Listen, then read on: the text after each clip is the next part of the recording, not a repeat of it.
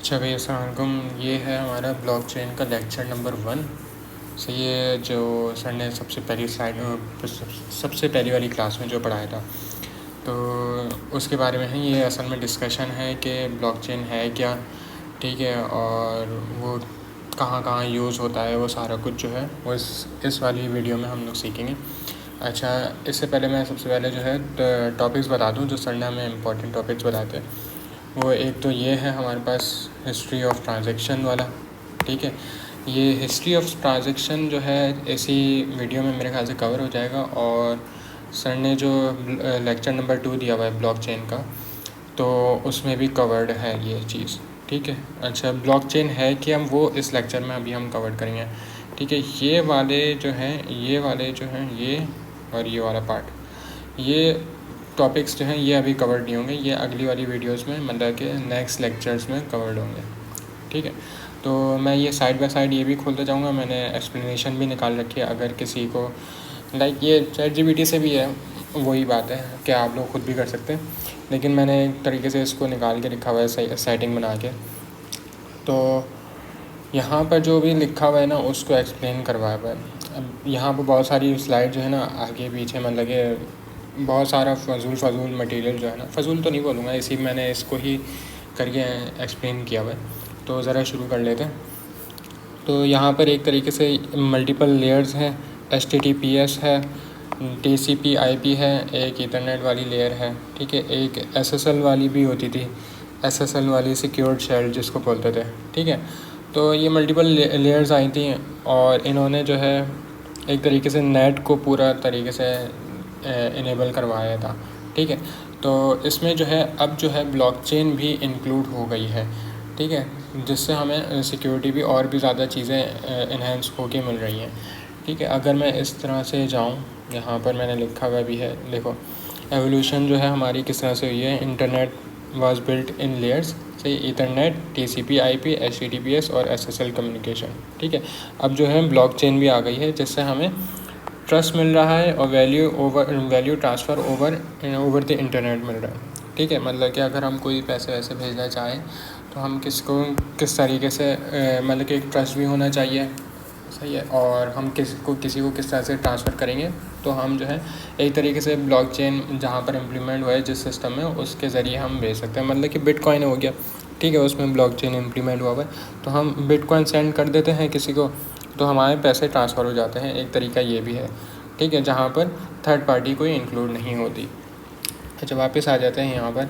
ये पहली स्लाइड्स हैं, ठीक है। नेट ओपनिंग सोर्स ये भी है, ये देखने की चीज़ें हैं, सही है। अच्छा, पिज़्ज़ा हट में यहाँ पर बिटकॉइन का एक रेफरेंस दिया हुआ है। पहले जो है, सॉरी, ये जो है ये रेफरेंस उसका है नेट का, कि सबसे पहले जो है नेट पे कौन सी कोई जो डिलीवरी हुई थी, ठीक है, पैसों की एक्सचेंज हुआ था, वो किस तरह से हुआ था। तो पिज़्ज़ा हट ने सबसे पहले अपनी एक वेबसाइट बनाई थी, वहाँ पर किसी ने ऑर्डर किया था पिज़्ज़ा, ठीक है। तो और उसके पास पिज़्ज़ा आया था, और उसने इन एक्सचेंज ऑफ मनी जो है दे दिए थे, ठीक है, इस तरह से है। अच्छा, ये थोड़ी सी हिस्ट्री है जो मैं टॉपिक बता रहा था कि इम्पॉर्टेंट टॉपिक्स में से जो है हमारे पास ये वाला है, हिस्ट्री ऑफ ट्रांजैक्शन। वही तरीके से ये है, पहले स्काईटेल साइफर्स होते थे एंशियंट टाइम में, मतलब कि बुक्स होती थी या पेपर्स वगैरह होते थे, उस पर साइफर्स लिखा होता था, और फिर क्रिप्टोग्राफी के ज़रिए मतलब कि इनेबल हुई थी बेसिक वाली, ठीक है। तो वो सेंड करते थे, मेथड होता था सही कम्युनिकेशन का। फिर उसके बाद आई एनिग्मा मशीन आई, ठीक है, इसके ज़रिए होता था। फिर होता था एसिमेट्रिक क्रिप्टोग्राफी असल तरीके से, मतलब कि जहाँ पर बस डिजिटल सिग्नेचर्स वगैरह सारा कुछ आता है, ठीक है। तो उसमें जो है फिर क्रिप्टोग्राफी आ गई, ठीक है। इस तरह से जो है हमारा क्रिप्टोग्राफी जो है वो सिक्योर करता है ब्लॉकचेन के पार्ट को, ठीक है। ब्लॉकचेन के मल्टीपल पार्ट्स हैं, एक सिक्योर करना है, सही है, और एक क्या है, पीयर टू पीयर हमें जो सेंडिंग करनी है, मतलब कि एक पर्सन से दूसरे पर्सन को भेजना है पैसे, ठीक है, बगैर कोई एंटिटी बीच में आए हुए, थर्ड पार्टी को इंक्लूड किए हुए बगैर जो है हमें पैसे भेजने हैं। तो वो किस तरह से भेजेंगे और हम ट्रस्ट किस तरह से करेंगे, वो सारा कुछ जो है वो हमें ब्लॉकचेन एक्सप्लेन करेगी। तो ब्लॉकचेन में हमें सिक्योरिटी किस तरह से इनेबल्ड हो रही है, एक तरीके से क्रिप्टोग्राफी के ज़रिए हो रही है, ठीक है। और आगे अब पढ़ते जाएंगे तो चीज़ें पता चलती जाएंगी, ये एक पार्ट है, ठीक है। तो शुरू में जो है हमारे पास करेंसीज जो आई थी, जो ब्लॉकचेन इनेबल्ड होने से पहले, सही है, जिसने ब्लॉकचेन बता देता हूँ किसने वो बनाया था। वो था, क्या कहते हैं, सकमोतो नाम था। मुझे अभी याद आ जाएगा, अभी आगे जाके लिखा हुआ भी है इसमें, पता नहीं कहाँ लिखा हुआ आगे जाके। हम अगर यहाँ पर देखें, सतोशी नाकामोटो था, निकल नहीं रहा। खैर, तो उस सतोशी नाकामोटो ही था, ऐसे ही कुछ था आई थिंक। ब्लॉकचेन नहीं, अगर मैं मिल नहीं रहा मुझे, मेरे ख्याल से, सही है। तो खैर वो तुम लोगों को अभी पता चल जाएगा, मेरे ख्याल से कहीं ना कहीं स्लाइड में आ जाएगा। तो उसने जो है वो बनाया था पहली दफ़ा ब्लॉकचेन। उससे पहले जितने भी डिजिटल करेंसीज थी, ठीक है, तो वो सारी फेल हो गई थी। किसी डिजिकैम जो है किसी वजह से, मतलब कि क्या कहते हैं, वो सेंट्रलाइज नहीं हो पाई थी और उस पर ट्रस्ट करना मुश्किल था, ठीक है। मतलब कि अगर कोई कंपनी बना रही है और कंपनी में फ़ेल हो गई तो आपके सारे पैसे ख़त्म हो जाएंगे। इस तरह से जो है मल्टीपल रीजंस थे डिजिटल करेंसीज फेल होने के, ठीक है। अच्छा, इसके बाद आई ये क्या कहते हैं, इंटरनल प्रोटोकॉल। अभी जो पिछले वाली स्लाइड में था ये SSL मिसिंग था, वो यहाँ पर ये भी लिख दिया गया, ठीक है। अब तो उसके बाद पेपैल आया, अमेज़ॉन आया, सिस्को आया, ये सारे इन लोगों ने सिक्योर किया, सही है। इन सारी चीज़ों को लेके इन लोगों ने सिक्योर कर दिया, सही है। अच्छा, फर्दर क्रिप्टोग्राफी, डिजिटल करेंसी, ये सारी जो है ये सारी फेल्ड हो गई थी। बी मनी भी, बिटगोल्ड भी फेल्ड हो गया था, और डिजी कैश और डिजिटल मनी वाला भी था एक, मेरे ख्याल से वो नहीं लिखा हुआ, वो भी फेल्ड हो गया था, ठीक है। तो ये सारी जो है ना ये फ़ेल हो गए थे किसी न किसी रीज़न्स की वजह से। वो सारे रीज़न्स मैंने यहाँ पर निकाल के लिखे हुए हैं। अगर मैं निकालूँ यहाँ पर, इसमें जो है ये रहे, डिजी कैश है, ई गोल्ड है, बिट गोल्ड है, बी मनी है। अच्छा, मैं ज़रा बता देता हूँ ये फ़ेल क्यों हुए थे। यहाँ पर मैंने लिखा हुआ भी है, they didn't fail because they lack central authority. मतलब कि इनके पास ये नहीं था कि भाई सेंट्रल अथॉरिटी नहीं है तो वो फेल हो गए, नहीं। They fail because they could not replace the need for trust. मतलब कि लोग जो ट्रस्ट करना चाह रहे थे ना, तो वो रिप्लेस नहीं कर पाए, वो इस बात को रिप्लेस नहीं कर। किस तरह से लोग ट्रस्ट करेंगे, वो उस चीज़ को कहाँ से लेकर आए, ये बात थी, ठीक है। तो इसलिए ये जो चीज़ है ये फेल्ड हो गई थी, सही है। तो बिटकॉइन ने ये ट्रस्ट वाली प्रॉब्लम सॉल्व कर दी, ठीक है, by saying don't trust people, trust the system. Trust system के रूल्स के ऊपर ट्रस्ट करो, ठीक है, लोगों पे ट्रस्ट नहीं करो। क्रिप्टोग्राफी, अच्छा, सिस्टम के रूल्स में क्या क्या था हमारे पास, क्रिप्टोग्राफी इनेबल थी, ब्लॉकचेन इनेबल था, कंसेंसस इनेबल था, और डिसेंट्रलाइज था वो, ठीक है। अब ये हमने तकरीबन सारे टॉपिक्स पढ़े हुए सारे प्रीवियस सब्जेक्ट्स में कि भाई क्रिप्टोग्राफी का तो हमने पूरा एक टॉपिक वो क्या कहते हैं वो पढ़ा हुआ है। PNDC में हमने कंसेंसस पढ़ा हुआ है, उसी में हमने डिसेंट्रलाइज पढ़ा हुआ है कि भाई कोई अथॉरिटी नहीं होती कि वो अगर ब्लॉकचेन इनेबल्ड हुई है किसी बिटकॉइन पे, ठीक है, तो वहाँ पर जो है डिसेंट्रलाइज्ड हुआ है, ठीक है। कोई अथॉरिटी, कोई गवर्नमेंट उसको होल्ड नहीं करती कि भाई हमारे अंडर है ये सारा कुछ, ठीक है। कंसेंसस भी हमने पढ़ा हुआ है, नोड टू नोड सारे हर एक नोड जो है बताया जा रहा है कि भाई हाँ ये इनेबल्ड है, ये इनेबल्ड नहीं है, ठीक है। तो वो सारा कुछ कंसेंसस का हमने इस तरह से पढ़ा हुआ है। अच्छा, इनकी कोर प्रॉब्लम क्या थी वो मैंने यहाँ पर लिखी हुई है। एक कोर प्रॉब्लम थी कि डबल स्पेंडिंग था इसमें, जो मसला आ रहा था ना, मेन मसला ये भी था, क्या कहते हैं, ट्रस्ट वाला, ठीक है। लेकिन इसका कोर प्रॉब्लम जो थी ना वो डबल स्पेंडिंग थी। डबल स्पेंडिंग मेरे ख्याल से सर ने टॉपिक लिखवाया भी है, मल्टीपल ट्रांजैक्शंस में आएगा या फिर ये चैप्टर नंबर 3 में आएगा हमारे पास डबल स्पेंडिंग का टॉपिक, ठीक है। ये एक कोर प्रॉब्लम है, तो वो अभी थोड़ा सा इंट्रोड्यूस करवा देता हूँ। वो है असल में क्या कि अगर किसी ने ये डिजिटल मनी है हमारे पास सारी, ठीक है, किसी डिजी कैश इस्तेमाल कर रहा हूँ मैं तो उसमें जो है क्या कहते हैं, एक अगर बंदे ने एक कॉइन मिला, डिजिटल कॉइन मिला उसको, उसने वहाँ से उठाया, वो स्पेंड कर दिया, और वही कॉइन उठा के कॉपी पेस्ट किया, दूसरी जगह स्पेंड कर दिया, सही है। तो उसको दो चीज़ें एक साथ मिल जाएंगी, ठीक है, हालांकि एक ही कॉइन है। फॉर एग्जांपल मैंने बोला कि भाई 10 रुपये हैं, मैं उठा के उसको मैं भेज दूँ, मैंने दिखा दिया एक बंदे को कि भाई मेरे पास 10 रुपये हैं, तुम मुझे अपना ये मतलब कि कुछ भी दे दो, एक एसेट दे दो अपना, ठीक है। तो मैंने उसको दिखा दिया, मैंने बोला मैं तुम्हें दे दूँगा 10 रुपये, तुम मुझे ये अपना एसेट दे दो, ठीक है। दूसरा बंदा आया, मैंने बोला यार तुम अपनी भी चीज़ मुझे दे दो, मैं तुम्हें ये 10 रुपये दे दूँगा। पता चला मैंने सिर्फ इसको भेजे थे, इसको नहीं भेजे, ठीक है। तो ये प्रॉब्लम आ गई, डबल स्पेंडिंग की मसला ये आ गया। तो ये जो है ये प्रॉब्लम सॉल्व नहीं कर पाए थे ये वाले डिजिटल जो करेंसीज थी। तो जब बिटकॉइन आया, वो सॉरी ब्लॉकचेन आया, तो उसने ये प्रॉब्लम सॉल्व कर दी कि बीच में से थर्ड पार्टी जो है वो ट्रस्टेड ना हो, ठीक है। कि इसमें क्या था, what if someone copy a digital coin and spend it twice, ठीक है। यही बात अभी मैंने समझाई। Early crypto system could not solve it without a third party, trusted third party, मतलब कि किसी बीच में किसी बंदे को लाना ज़रूरी था, ट्रस्टेड बंदा। अब वो हम ट्रस्टेड किस तरह से ट्रस्ट करें, एक अगर तुमने ट्रस्ट कर लिया तो वो नहीं ट्रस्ट करेगा, वो उसने ट्रस्ट कर लिया तो तुम नहीं ट्रस्ट करोगे, कहीं ना कहीं मसला आ जाता था, ठीक है। तो बैंक्स ने ये सॉल्व कर दिया हमारे पास सेंट्रल लेजर बना के कि भाई एक सेंट्रल लेजर है, अब यहाँ पर जो भी रिकॉर्डिंग हो रही है वो सबके पास जा रही है, ठीक है। तो ये बैंक्स ने सॉल्व कर दिया था। तो यही चीज़ उठा के इन्होंने ब्लॉकचेन में भी इम्प्लीमेंट की, सेंट्रल लेजर है, ठीक है। तो उसके ज़रिए हमारे पास वो हो रहा है। अच्छा, ये नाम आ गया यहाँ पर, सतोशी नाकामोटो, इसने इंट्रोड्यूस किया था 2008 में, ठीक है। Peer to peer digital cash. अच्छा, ये वाला पार्ट हो गया हमारे पास। पुराने जो डिजिटल वो आए थे हमारे पास, ये नेम्स हैं ऐसे, मेरे ख्याल से कोई ज़्यादा एक दो नेम याद कर लो, डिजी कैश, बिट गोल्ड और बी मनी जो है, ये 3 नाम याद कर लो, काफ़ी होगा इतना कि हर किसी का नाम थोड़ी पूछेंगे कि किसके अंदर क्या मसला था। अच्छा, फिर इनके पास प्रॉब्लम रह गई थी, अभी तो हम आगे बढ़ गए थे लेकिन वापस पीछे आते हैं। इनके अंदर जो प्रॉब्लम रह गई थी कि भाई रिडल है एक, कि भाई मनी किस तरह से, हाउ टू मूव वैल्यू, ठीक है। मनी किस तरह से ट्रांसफ़र किया जाए, पीयर टू पीयर, मतलब कि एक बंदे से दूसरे बंदे पे कैसे भेजा जाए बगैर किसी थर्ड पार्टी के, ठीक है, without any trusted central intermediary, सही है। तो ये मसला था, तो वो किस तरह से सॉल्व होगा।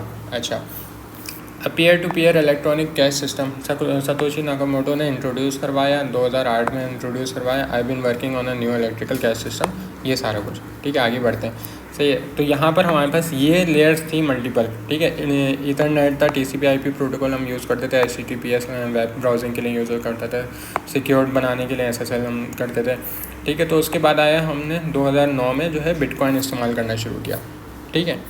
ये सारा कुछ है। अच्छा, what is blockchain, time stamped है, ठीक है, ऑडिटेबल डेटाबेस है और कंसेंसस प्रोटोकॉल। अभी मैं बताता हूँ टाइम स्टैम्प क्या है। अगर तुमने एक ट्रांजैक्शन रिकॉर्ड कर दी तो वो तुम्हारी ट्रांजैक्शन डिलीट नहीं हो सकती, ये फ़ायदा है ब्लॉकचेन का। नॉर्मल क्या होता था कि भाई तुमने अगर एक ट्रांजैक्शन कर दी और उसने किसी ने उठा के उड़ा दी, किसी ने मतलब कि उसमें हैश फंक्शन मतलब कि कोई हैक करके उसने उड़ा दी वो ट्रांजैक्शन, तो वो ट्रेस नहीं हो पाएगी, ठीक है। तो तुम किस तरह से वो बोलोगे कि यार मैंने तो ट्रांजैक्शन कर दी बीच में से, ठीक है। तो ब्लॉकचेन ने बोला कि भाई ये अपेंड होती है, ये सिर्फ और सिर्फ राइट होती है और रीड होती है, लेकिन डिलीट नहीं हो सकती ये ट्रांजैक्शन इसमें, सही है। तो यहाँ पर लिखा हुआ है ऑडिटेबल डेटाबेस है, एक ऐसी डेटाबेस है जिसमें हैश फंक्शन इस्तेमाल किया है कि उसमें टेम्पर करना मुश्किल है। तो इंटेग्रिटी आ जाती है हमारे पास, डिजिटल सिग्नेचर हुए में है उसमें, तो उससे हमें कंसेंट मिल जाता है, कंसेंसस हमने इनेबल किया हुआ है। तो उससे पता चल जाता है कि अगर एक ट्रांजेक्शन है तो वो सारे नोड्स पे जाएगी, मतलब कि मल्टीपल नोड्स पे चले जाएगी कि भाई ये ट्रांजेक्शन हुई है, इसने की है, इस बंदे ने की हुई है, इसने की है, ठीक है। तो वो सब एग्री करते हैं कि भाई हाँ सही है, एक ट्रांजेक्शन हुई है, ठीक है। तो उससे कंसेंसस से हमें पता चल जाता है, ठीक है। अच्छा, इसमें एक कंसेंसस में एक प्रोटोकॉल, ये जो कंसेंसस प्रोटोकॉल है उसमें कॉस्ट ऑफ ट्रस्ट में ना एक इशू आता था जो हम बाइजेंटाइन में पढ़ेंगे, परमिशन और परमिशन लेस में, सही है। ये सिर्फ इंट्रोडक्शन दे रहा हूँ, सही है। वो भी सॉल्व किस तरह से होगा वो भी अभी हम देखेंगे। मेरे ख्याल से हमने सर ने क्विज़ भी करवाया था उसका, PBFT का, किसी को शायद याद हो तो, ठीक है। तो ये उसके बारे में है। तो अभी मैं इस बात को नहीं छेड़ रहा, मैं बस ये बता रहा हूँ कॉस्ट ऑफ ट्रस्ट भी होना मतलब कि इम्पॉर्टेंट है। तो जब भी जाके हमारे पास कंसेंसस जो है वो एक तरीके से 100% सही होगा, वरना तो मसला आ जाएगा, ठीक है। अच्छा, ये वो पिज़्ज़ा बिटकॉइन वाली, अच्छा ये वो एक तरीके से छोटी कहानी है कि भाई एक बंदे ने पिज़्ज़ा ऑर्डर किया था, ठीक है, लेकिन उसने बोला कि भाई कोई भी मुझे पिज़्ज़ा ला के दे देगा, मुझे बनाने का दिल नहीं चाह रहा, ठीक है, 2 पिज़्ज़ा ला के दे दे मुझे लार्ज वाले, तो मैं उसको 10,000 बिटकॉइन दे दूँगा। अभी पता नहीं एक बिटकॉइन की भी वैल्यू ना मिलियंस ऑफ डॉलर्स में चल रही है, ठीक है। तो सोचो जिस बंदे ने 10,000 बिटकॉइन जो है किसी को दे दिए थे 2 लार्ज पिज़्ज़ा के लिए, सही है, तो क्या बात होगी अगर किसी बात 10,000 अभी हो, सही है, बंदा अमीर हो जाएगा ऑब्वियसली, ठीक है। ये बात बताने की है, तो ये पढ़ लेना, ये कहानी है, इसके बारे में पूरा नहीं बता रहे, खुद ही पढ़ लेना। अच्छा, ये उसकी बात हुई है ब्लॉकचेन। अच्छा, हिस्ट्री ऑफ ट्रांजैक्शन में ये भी बता देता हूँ कि भाई पहले जो है बार्टर सिस्टम होता था, लोग जो है एक्सचेंज करते थे कि भाई मेरे पास मछली है तो तुम मुझे अपना वो क्या कहते हैं चावल के दाने, वो चावल दे दो मुझे अपनी एक बोरी, ठीक है, मैं अपनी मछली तुम्हें दे देता हूँ, ठीक है। मीडियम ऑफ एक्सचेंज था कुछ ना कुछ पहले से, सही है। फिर जो है हमारे पास स्टोर ऑफ वैल्यू, मतलब कि कहीं ना कहीं किसी तरीके से हम वैल्यू को स्टोर करने लगे थे कि भाई मैंने फॉर एग्जांपल पेपर करेंसी आ गई, या फिर कोई पुराने ज़माने की जो करेंसी होती थी, क्या कहते हैं, प्लेटिनम होते थे वो, या सॉल्ट बार्स होती थी, लोग उसको सेव स्टोर करते थे और वो उसको एक्सचेंज करते थे किसी वो वैल्यू से, ठीक है, सही है। तो हिस्ट्री ऑफ ट्रांजैक्शन अभी हम पढ़ लेंगे इसके अंदर, मेरे ख्याल से यहाँ पर है ओल्ड साइफर्स हैं, एनिग्मा मशीन, एसिमेट्रिक, ये नहीं, secure transaction, directly peer to peer, ये वाला भी हो चुका है हमारे पास। Early adoption, mutual, medium exchange, हाँ, medium of exchange, role of money in and finance, सही। अगर सर तुमसे क्वेश्चन पूछे कि भाई ब्लॉकचेन में पैसों का और फाइनेंस का क्या ताल्लुक है, ठीक है, तो तुम बोलोगे कि भाई मीडियम ऑफ एक्सचेंज क्या है, वो तुम्हारे पास ये है, ठीक है। और स्टोर वैल्यू तुम किस तरह से करते हो कि भाई तुमने पैसे लिए, तुमने पैसे जमा किए, तुम्हारी सैलरी आई, तुमने सैलरी 1 महीने की जमा की, फिर उसको अगले महीने जाके तुमने स्पेंड कर दिया, ठीक है, खर्च कर दिया। यूनिट ऑफ अकाउंट क्या है, ठीक है, तुम्हारे पास ये यूनिट ऑफ अकाउंट यहाँ पर तो इंची टेप दिया हुआ है, मतलब कि एक तरीके से तुम किस बेस पे कर रहे हो, मतलब कि तुम डॉलर्स में सेव कर रहे हो, ठीक है, ये सारा कुछ, या फिर तुम गोल्ड के हिसाब से सेव कर रहे हो, वो सारा कुछ, मतलब कि किस बेस पे वैल्यू इनेबल्ड होती है। मतलब कि हमारे पास जो है हम बोलते हैं कि भाई महंगाई हो गई हमारे पास पे, ये चीज़ इतने की इतना महंगा हो गया, तेल इतना महंगा हो गया, वो सारा कुछ, ठीक है। तो वो किन चीज़ों की वजह से वो जो है बढ़ता है, इन्फ्लेशन की, या तो गोल्ड का होगा या तो तेल की वजह से महंगा और होगा, ठीक है, कोई यूनिट है एक, ठीक है, जिसकी बेसिस पे हमारी चीज़ें जो है इन्फ्लेशन या डिफ्लेशन होती है, ठीक है। अच्छा, यहाँ पर मैंने एक तरीके से मूव मनी, पहले हम चले जाते हैं। अच्छा, what is the role of finance, ये हमने व्हाट इज़ द वो रोल ऑफ मनी पढ़ा था, ठीक है। What is the role of finance पढ़ लेते हैं, मूविंग, एलोकेटिंग और प्राइसिंग, ठीक है। पैसे हैं, रिस्क भी है और थ्रू आउट द इकोनॉमी, ठीक है। मैंने इसको इस तरह से एक्सप्लेन किया हुआ है कि भाई मूव मनी जो है हमारे पास किस तरह से पैसे एक बंदे से लेके दूसरे बंदे को पैसे देना है, ठीक है। तो फाइनेंस जो है हमें हेल्प करता है कि एक बंदे से लेके दूसरे बंदे को, मैं ट्रांजैक्शन कर रहा हूँ, ठीक है, ट्रांजैक्शन मुझे करनी है, मैं अपने मेरे पास से कैश डिक्रीज़ हो रहा है, तो मेरे पास कुछ कैश डिक्रीज़ होने के अगेंस्ट में मेरे पास कुछ आ रहा है, या तो फ़ोन आ रहा होगा, कुछ ना कुछ आ रहा होगा, ठीक है, मैंने मोबाइल ख़रीद लिया, सही, मैंने पैसे दे दिए, सही है, तो वो एक तरीके से ये बात है।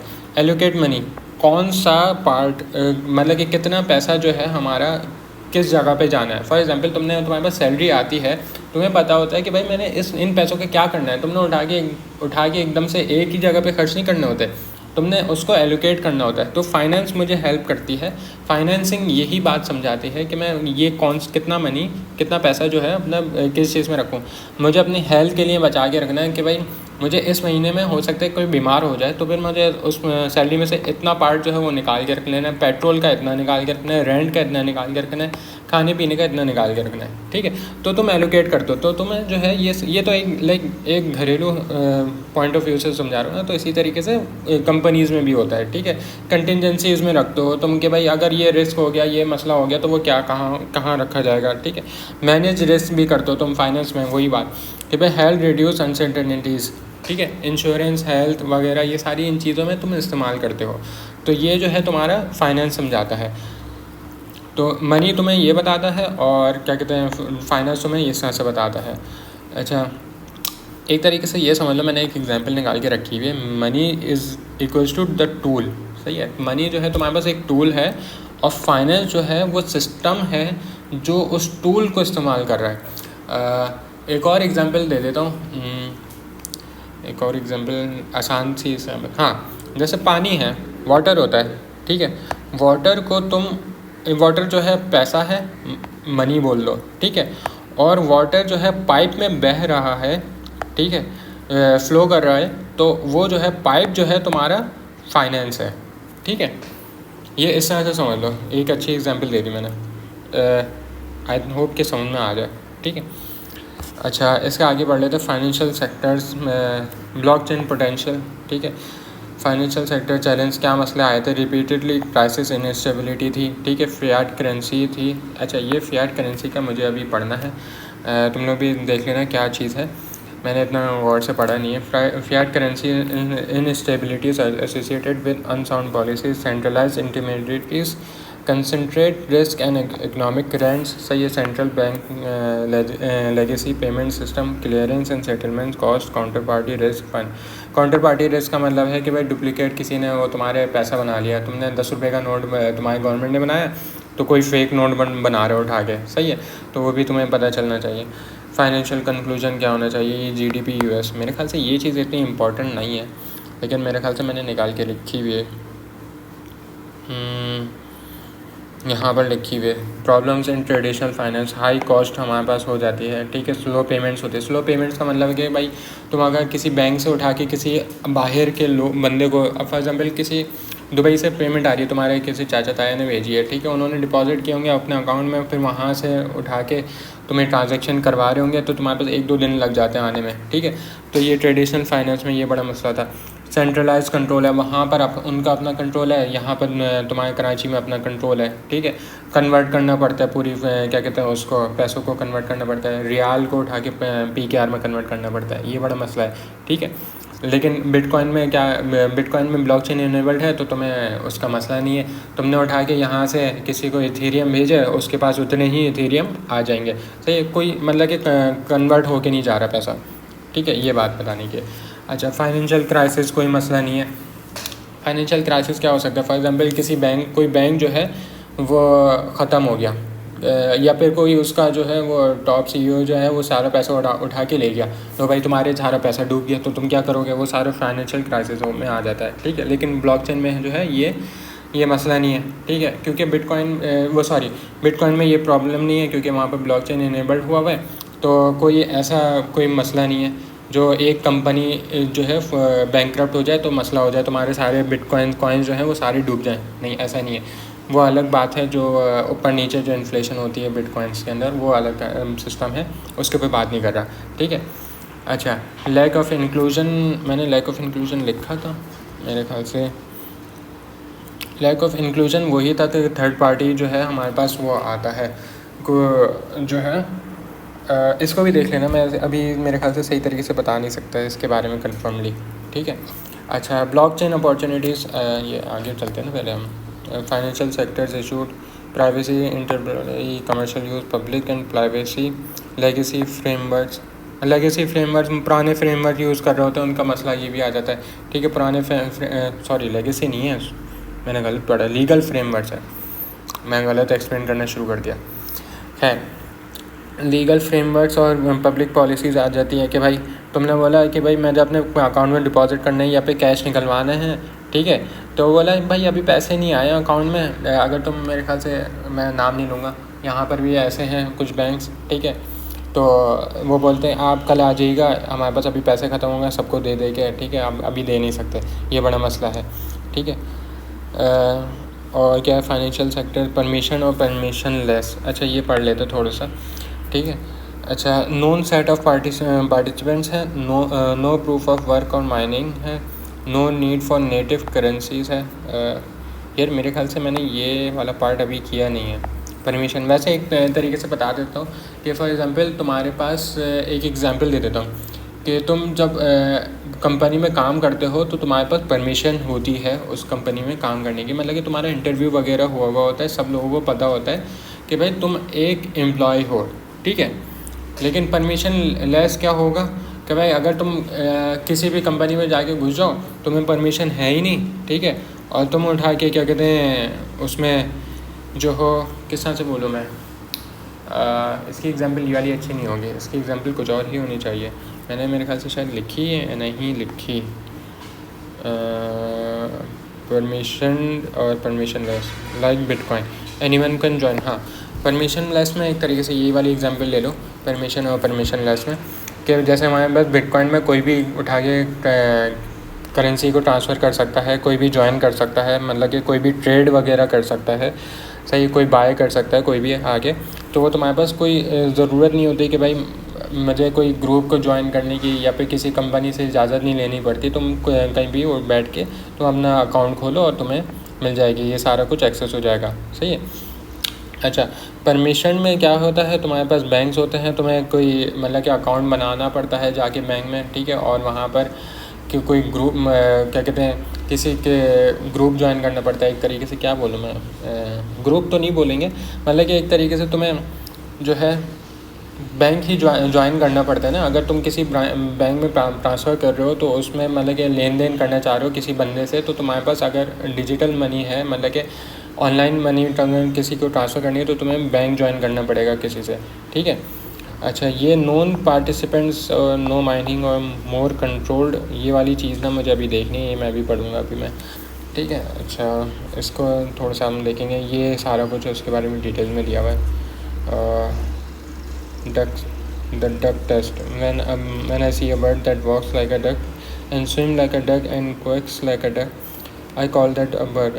जेम्स अबे पता नहीं क्या लिखा। कितनी सारी स्लाइड्स हैं। फाइनेंशियल सेक्टर, पेमेंट्स है, सेकेंडरी मार्केट, ये इम्पोर्टेंट नहीं है, ये टॉपिक्स में भी नहीं है इंक्लूडेड। अगर हम देखें ना यहाँ पर टॉपिक्स में, यहाँ ये वाले टॉपिक्स में मौजूद भी नहीं है। ब्लॉकचेन एंड मनी किस तरह से वो फोर मेरे ख्याल से ये सर ने पढ़ाया भी नहीं था। देखता हूँ class participation, blockchain uses, economics, financial uses, further MIT नहीं, मेरे ख्याल से ये यहीं पर एंड हो रहा है।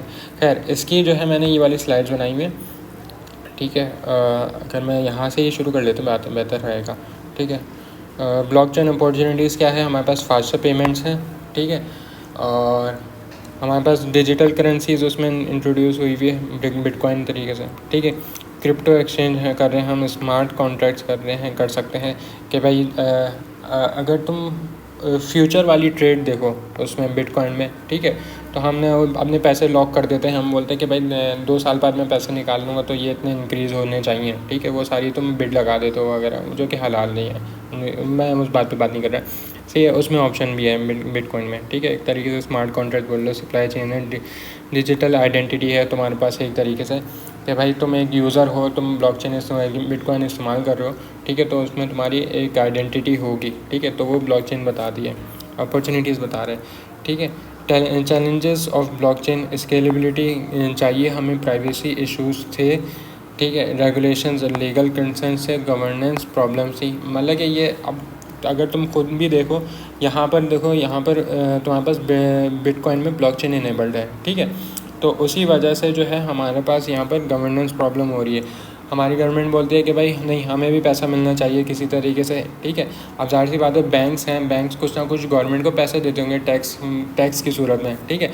लेकिन अगर हम बिटकॉइन इस्तेमाल कर रहे हैं तो हम किसी से भी बाहर के बंदे से लेन देन कर सकते हैं विदाउट एनी कोई टैक्स दिए, ठीक है, तो गवर्नमेंट को प्रॉब्लम हो जाता है, ठीक है। तो वो इस तरह के प्रॉब्लम्स क्रिएट होते हैं, स्केलेबिलिटी प्रॉब्लम्स हैं।